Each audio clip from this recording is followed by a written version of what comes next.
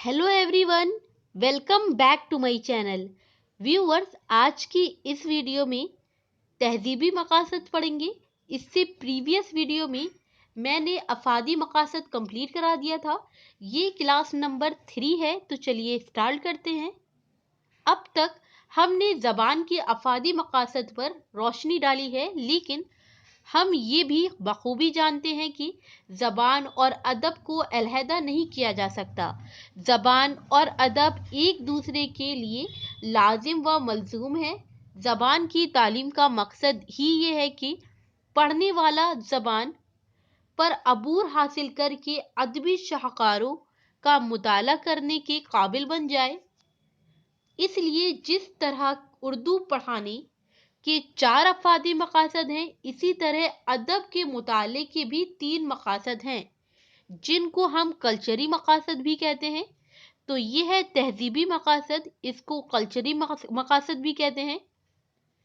और हम लोग ने पढ़ लिया था अफादी मकासद के 4 पार्ट। अब हम लोग पढ़ेंगे अदब के मुताले के भी 3 मकासद होते हैं, यानी अदब यानी कि तहजीब के मुताले के भी 3 मकासद हैं। इसको कल्चरी मकासद भी कहते हैं। सबसे पहला है तहजीबी मकासद में ज़ौक़े सलीम की परवरिश, दूसरा है इखलाक की तरबियत, तीसरा है फैसला और तख़ील की मश्क। फर्स्ट पॉइंट है ज़ौक़े सलीम की परवरिश।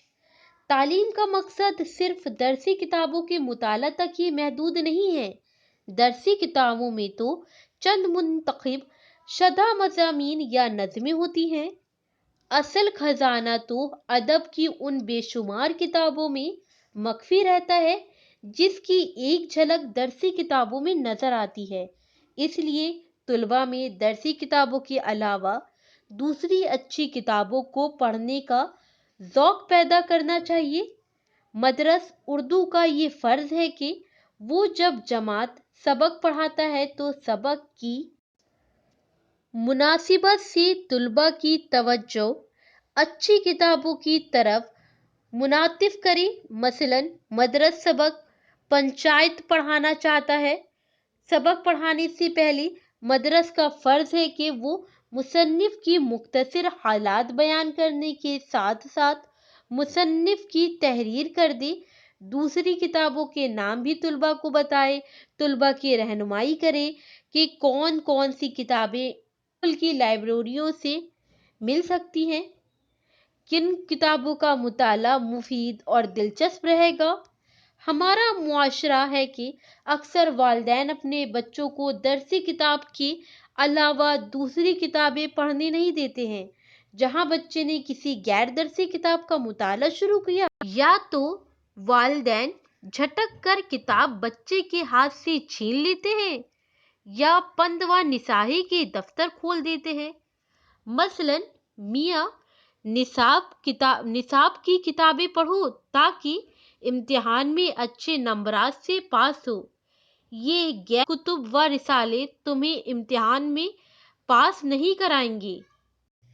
नतीजा ये होता है कि या तो बच्चा वालिदैन के खौफ से दरसी किताबों का कीड़ा बन जाता है, या किसी गैर दरसी किताबों को हाथ ही नहीं लगाता, या फिर माँ बाप की चोरी से गैर दरसी किताबों का मुताला करने लगता है। नतीजा ये होता है कि बच्चे के ज़ौक़े सलीम की सही तरबियत नहीं होती है। इसलिए ज़रूरी है कि मदारिस की लाइब्रेरियों में मुफीद और दिलचस्प किताबों का काफ़ी ज़ख़ीरा हो, और वालिदैन पर भी ये जिम्मेदारी आयद होती है कि बच्चों के पढ़ने के लिए मुफीद, कारआमद और दिलचस्प किताबें मुहैया करें। अगर तुलबा को मदारिस से भी किताबें ना मिलें और घर पर भी उसका इंतज़ाम ना हो सके, तो लाज़िमन या तो तुलबा अपने दोस्तों, अजीज व अकारिब से किताबें लेकर पढ़ेंगे, या फिर अपनी जेब खर्च से सस्ती किताबें खरीद कर अपना शौक पूरा करेंगे। आज हम देखते हैं कि तुलबा जासूसी दुनिया, रूमानी दुनिया, शमा जैसे रिसाइल और किताबों का मुताला बड़ी दिलचस्पी और इन्हेमिक से करते हैं। इसकी वजह यही है कि ना तो मदारिस में अच्छी किताबें तलबा के पढ़ने के लिए मुहैया की जाती हैं और ना ही वालिदैन इस तरफ तवज्जो करते हैं। नतीजा ये होता है कि तलबा में अदब का सही ज़ौक़ पैदा नहीं होता।